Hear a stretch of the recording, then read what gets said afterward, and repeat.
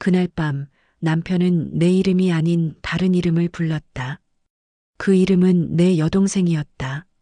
미정아, 짧고도 분명한 목소리였다. 나는 순간 숨이 멎는 것 같았다. 손에 들고 있던 물수건이 바닥에 떨어졌다.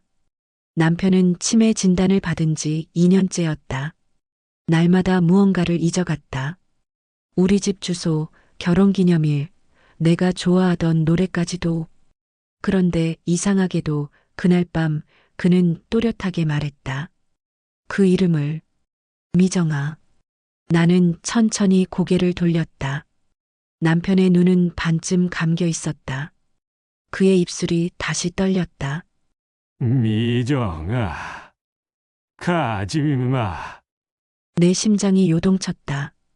그 이름은 내가 평생 입 밖으로 내지 않으려 했던 이름이었다. 내 여동생 미정. 그녀는 20년 전 아무 말도 남기지 않고 사라졌다. 그날 이후로 가족 누구도 그 이름을 입에 올리지 않았다. 우리 집에서는 금기어였다. 그런데 왜 지금, 왜 하필 지금 그 이름을 부르는 걸까? 나는 멍하니 남편의 얼굴을 바라봤다. 그는 내 눈을 보지 않았다. 마치 내가 아닌 다른 누군가를 보고 있는 듯 했다. 밤새 잠이 오지 않았다. 남편의 잠꼬대가 귓가에 맴돌았다. 미정아, 미정아. 그 부름은 애절했고 따뜻했고 또 어딘가 죄스러웠다. 이름 하나가 내 마음을 흔들었다. 그때부터였다. 모든 게 달라졌다. 다음 날 아침 간호사가 말했다. 남편분, 어제 밤새 미정 씨를 부르시던데요. 가족분이세요? 나는 그 말을 듣고 얼어붙었다. 그녀가 덧붙였다. 표정이 참 다정했어요. 마치 오랜만에 사랑하는 사람을 부르는 것처럼요. 그 한마디에 머리가 멍해졌다. 사랑하는 사람이라니. 미정은 내 여동생이었다. 그리고 남편은 내 남편이었다. 그 둘 사이에 다정함이라는 단어가 왜 나와야 하는 걸까? 그날 저녁 나는 남편이 잠든 뒤 그의 서랍을 열었다. 서류 사이에 끼워진 낡은 수첩 하나가 눈에 띄었다. 갈색 가죽 커버, 모서리는 달아 있었다. 수첩 안에는 작은 글씨로 빼곡히 메모가 적혀 있었다. 그날 미정에게 맡겼다. 그 약속은 아직 끝나지 않았다. 심장이 덜컥 내려앉았다. 미정에게 맡겼다? 무엇을 맡겼다는 말일까? 그리고 왜 그 약속이 끝나지 않았다는 걸까? 나는 페이지를 넘겼다. 그 안엔 날짜도 있었다. 20해 전 여름. 미정이 사라진 그 시기였다. 나는 수첩을 덮었다. 가슴이 터질 듯 했다. 남편과 미정 사이에 무언가 있었다. 나는 확신했다. 다음 날 남편은 내 눈을 보지 않았다. 내가 병실에 들어서자 그는 창밖을 보고 있었다. 여보, 오늘은 기분 어때요? 그는 대답 대신 미소 지었다.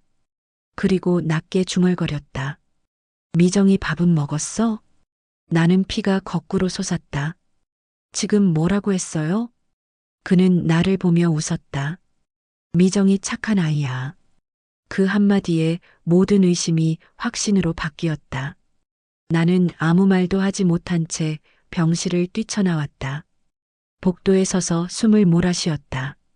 그때 마음 한쪽에서 속삭이는 소리가 들렸다. 혹시 그때부터였을까? 결혼식 날. 미정은 내 신부 대기실에 들어왔다. 언니 행복해? 나는 웃으며 대답했다. 그럼 행복하지. 그녀는 미소를 지었지만 눈가가 젖어 있었다. 그때부터였던 걸까? 결혼 후 몇 년 동안 미정은 자주 우리 집에 왔다. 가끔 남편의 회사 일도 도와주고 식사 자리에서 함께 웃었다. 나는 그게 가족의 따뜻함이라 믿었다. 그러나 지금 생각해보면 그들의 대화 속에는 내가 몰랐던 눈빛이 오가고 있었을지도 모른다. 나는 잠을 이루지 못했다. 머릿속에서 남편의 목소리가 울렸다. 미정아, 고마워, 미안해. 고마워? 왜 고맙다는 걸까? 무엇이 미안하다는 걸까? 그날 새벽 나는 결심했다. 진실을 알아야 한다. 이대로는 살 수 없다. 병실 불이 꺼진 뒤 나는 남편의 가방을 뒤졌다. 그 안엔 낡은 봉투 하나가 있었다. 보낸 사람 이름은 없었다. 봉투 안에는 사진 한 장이 들어 있었다. 남편과 미정이 함께 찍은 사진이었다. 배경은 오래된 병원 복도였다. 두 사람은 환하게 웃고 있었다. 그리고 사진 뒤엔 짧은 글귀가 적혀 있었다. 그날 잊지 않을게. 나는 사진을 떨어뜨렸다. 손끝이 떨렸다. 이건 단순한 오해가 아니었다. 이건 비밀이었다. 그리고 그 비밀의 끝엔 반드시 이유가 있을 것이다. 나는 그날 밤 남편의 침대 곁에서 속삭였다. 당신 미정이랑 무슨 일이 있었어요? 그는 아무 대답도 하지 않았다. 그저 내 손을 잡고 말했다. 넌 몰라도 돼. 하지만 나는 알아야 했다. 그래야 이 이상한 밤을 끝낼 수 있을 것 같았다. 그때부터였다. 모든 게 시작된 건. 며칠 동안 나는 남편의 병실을 드나들며 그의 말을 기록했다. 그는 하루에도 몇 번씩 미정의 이름을 불렀다. 식사 중에도, 잠들기 전에도, 심지어 눈을 감은 채로도. 미정아, 거기 있지? 그 목소리는 애절했지만 동시에 편안했다.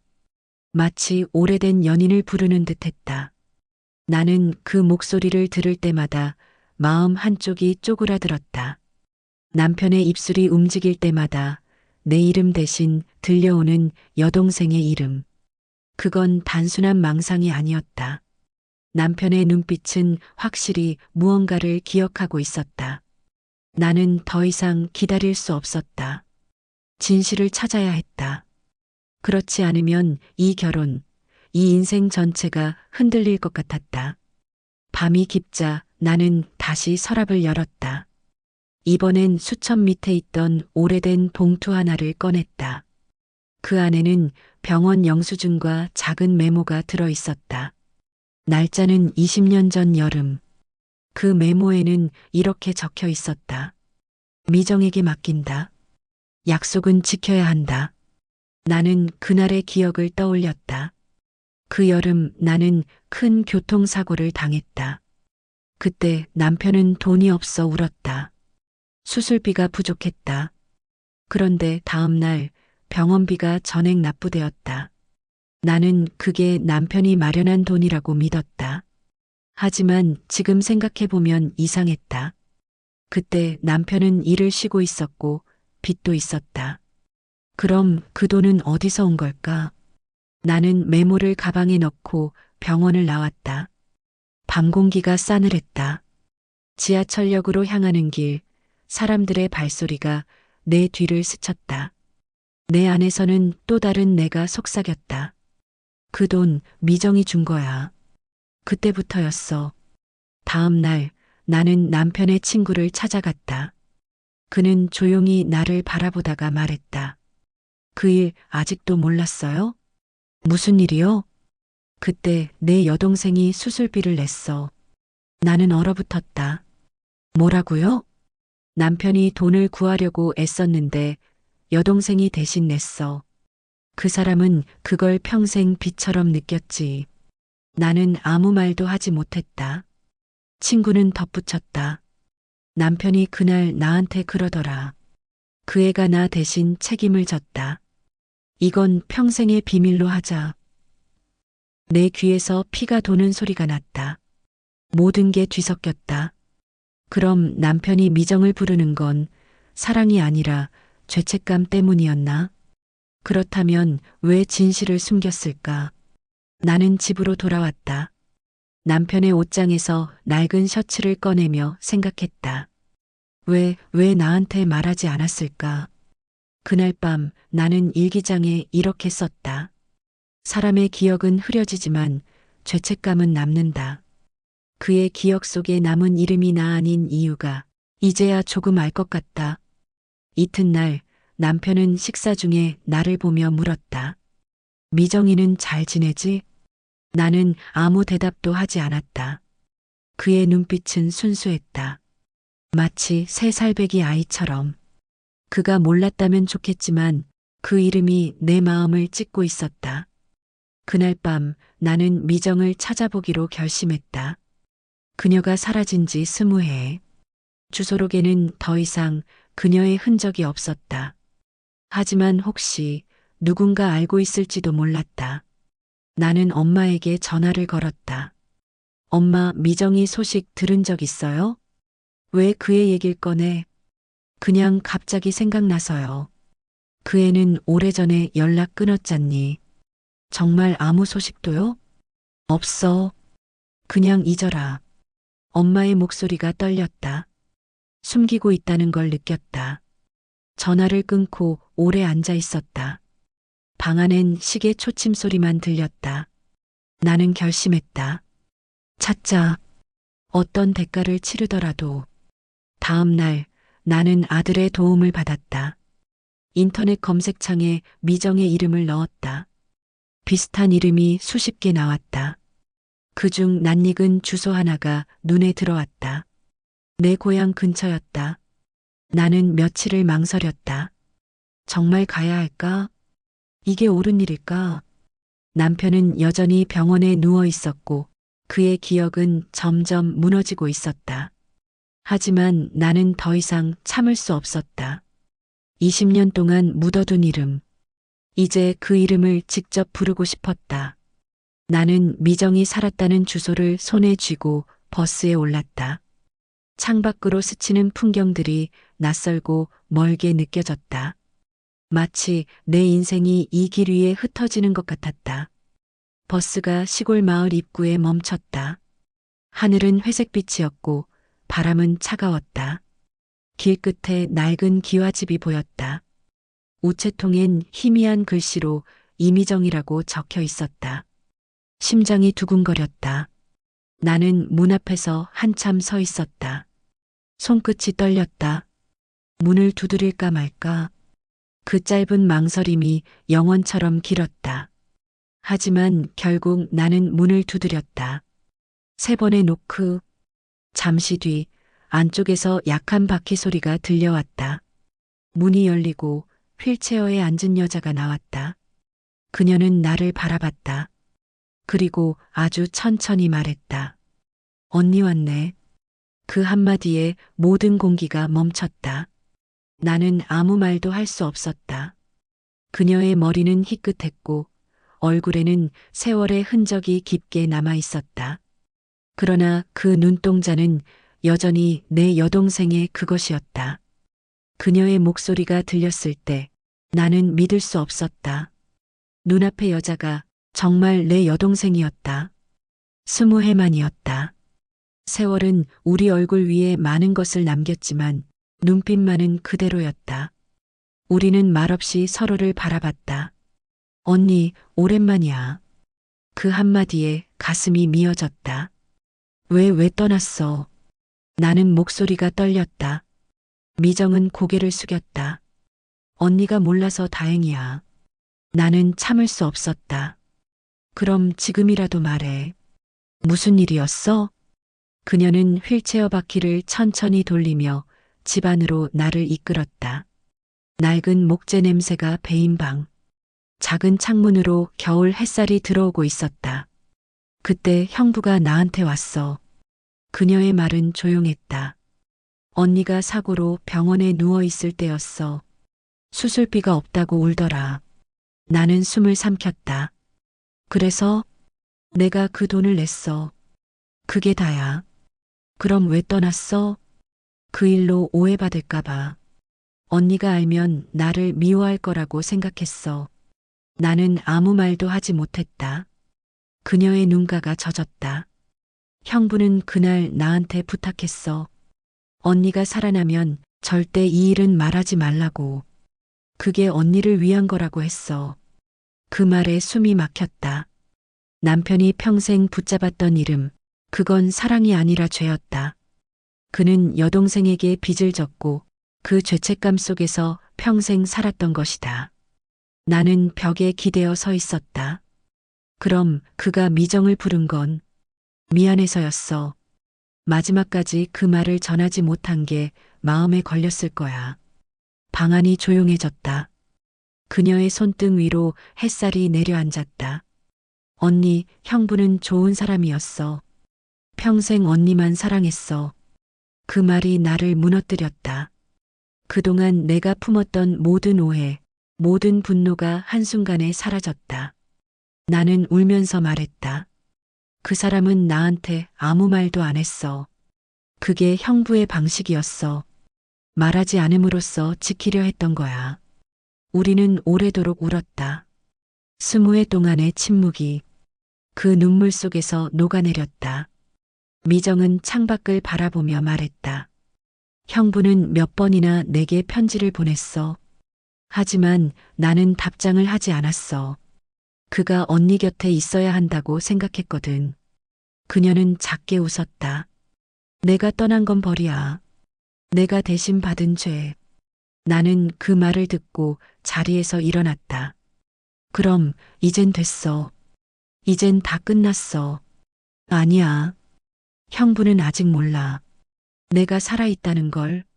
그녀의 말에 나는 병원으로 달려가야겠다고 생각했다. 그는 여전히 내 옆에 있었다. 그리고 마지막까지 그 이름만 불렀다. 다음 날 아침 나는 병원으로 향했다. 손에는 미정이 준 봉투 하나가 들려 있었다. 그 안에는 편지 한 장이 있었다. 형부에게 전해줘. 나는 괜찮다고. 이제 그 이름을 내려놓아도 된다고. 병실 문을 열자 남편은 힘겹게 숨을 쉬고 있었다. 그의 얼굴은 평화로웠다. 나는 손을 잡았다. 여보, 나야. 선옥이. 그는 천천히 눈을 떴다. 나를 알아보는 듯한 미소가 스쳤다. 나는 조용히 말했다. 미정 만났어요. 그의 손이 움찔했다. 그 사람 잘 지내요. 남편의 눈가에 눈물이 고였다. 그랬구나. 그는 아주 작게 속삭였다. 그 사람 널 살렸어. 그 말과 함께 그의 손끝이 내 손에서 힘없이 떨어졌다. 나는 그의 이름을 부르며 울었다. 그의 마지막 숨결이 내 손바닥 위에서 사라졌다. 병실의 불빛이 흔들렸다. 나는 그 자리에서 한참을 앉아 있었다. 장례식 날 하얀 국화꽃 향이 병실을 가득 채웠다. 사람들은 고개를 숙였다. 그날 미정이 조용히 찾아왔다. 그녀는 휠체어에 앉은 채 나를 바라봤다. 우리는 아무 말도 하지 않았다. 그저 손을 맞잡았다. 그녀의 손이 따뜻했다. 언니, 형부는 마지막까지 언니 생각만 했어. 그녀의 말에 눈물이 다시 흘렀다. 알아. 이제 알겠어. 며칠 후 나는 남편의 서랍을 정리하다가 작은 쪽지 하나를 발견했다. 기억은 사라져도 마음은 남는다. 짧은 문장이었지만 그의 인생이 전부 담겨 있었다. 나는 그 쪽지를 품에 안았다. 그날 밤 창문을 열었다. 가을바람이 부드럽게 들어왔다. 커튼이 살짝 흔들렸다. 그 바람 속에서 그의 목소리가 들리는 것 같았다. 선호가 이제 울지 마. 나는 미소를 지었다. 길었던 오해도 상처도 이제는 모두 끝이 났다. 가만히 눈을 감았다. 내 머릿속엔 미정의 얼굴과 남편의 웃음이 겹쳐졌다. 두 사람은 같은 자리에서 나를 지켜보는 듯했다. 고마워요. 두 사람 다. 나는 속삭였다. 그리고 다시 창밖을 바라봤다. 햇살이 조금씩 기울고 있었다. 붉은 노을이 병원 건물 사이로 스며들었다. 나는 조용히 입을 열었다. 기억은 사라져도 사랑은 남는다. 그 말을 마지막으로. 하늘은 천천히 어두워졌다. 그 어둠 속에서 나는 처음으로 마음이 편안했다. 기억은 사라져도 마음은 남는다. 남편이 떠나고 나는 깨달았다. 사랑은 질투가 아니라 희생이었고 가족은 피가 아니라 마음이었다는 것을. 그날 밤 남편이 부른 이름은 저를 질투하게 만들었지만 결국 우리를 다시 만나게 해주었다. 사랑하는 사람의 이름은 기억이 사라져도 마음 깊은 곳에 새겨진다. 당신의 가족은 괜찮으신가요?